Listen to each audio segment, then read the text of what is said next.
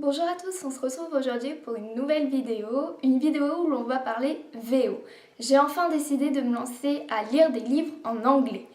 Donc ça fait déjà un petit moment que j'y réfléchissais et que je voulais vraiment me lancer, mais j'avais toujours peur de pas trop comprendre parce que j'ai un niveau assez mauvais en anglais.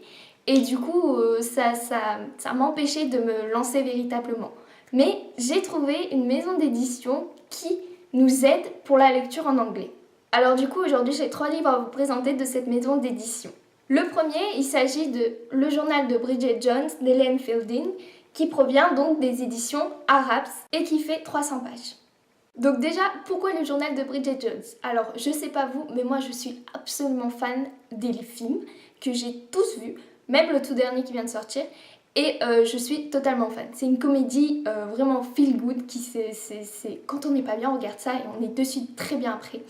Et du coup, je me suis toujours dit, il fallait que je lise les livres, mais je me suis dit, quand je lirai ces livres, je les lirai en anglais. Vu que c'est un journal, ça devrait être plus facile. Je sais pas du tout si j'ai raison ou tort, on verra bien après.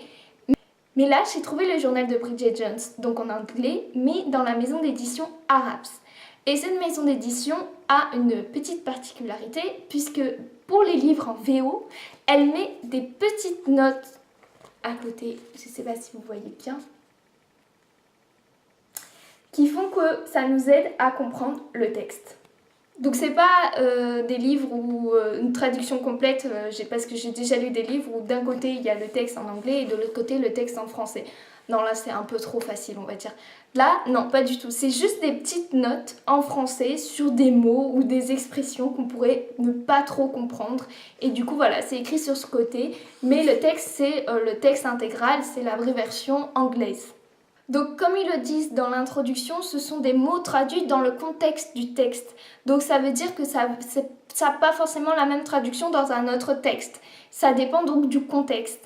Et aussi les expressions anglaises, ils ont réussi à trouver des équivalents français, mais ils ne traduisent pas l'expression anglaise mot pour mot parce que sinon ça ne voudrait absolument rien dire.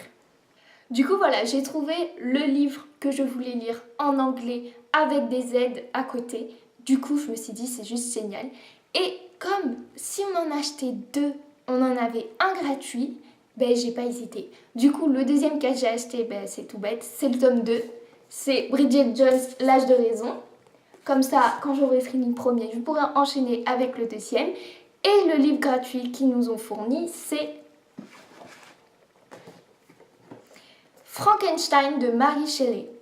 C'est quand même un peu la base de la littérature anglophone.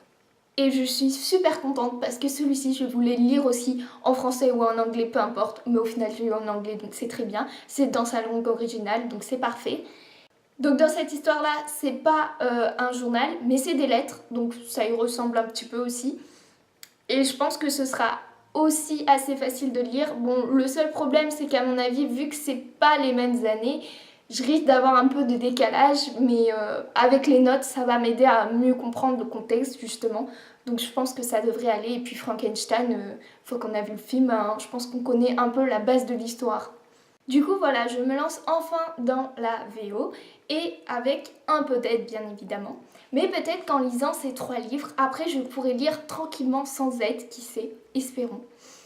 Du coup voilà, si vous êtes comme moi et que vous ne sentez pas de vous lancer dans l'anglais directement en cash comme ça, eh bien n'hésitez pas à regarder les livres de la maison d'édition Arabs. Il y a tous les genres, hein. Il y en a à la fin de chaque livre, il y a à chaque fois les noms des livres qui sont dans cette collection. Vous avez même du Ken Follett, Mary Higgins Clark, Nicholas Sparks, Harlan Coben, Paul Auster, Stephen King et bien d'autres. Donc si vous voulez lire un auteur anglais et le lire dans sa langue originale, je vous conseille donc cette maison d'édition pour mieux comprendre. Après, si vous êtes super fort en anglais, allez-y directement, vous n'avez pas besoin de ça. Voilà, c'est tout pour cette vidéo et on se retrouve très vite pour une prochaine vidéo.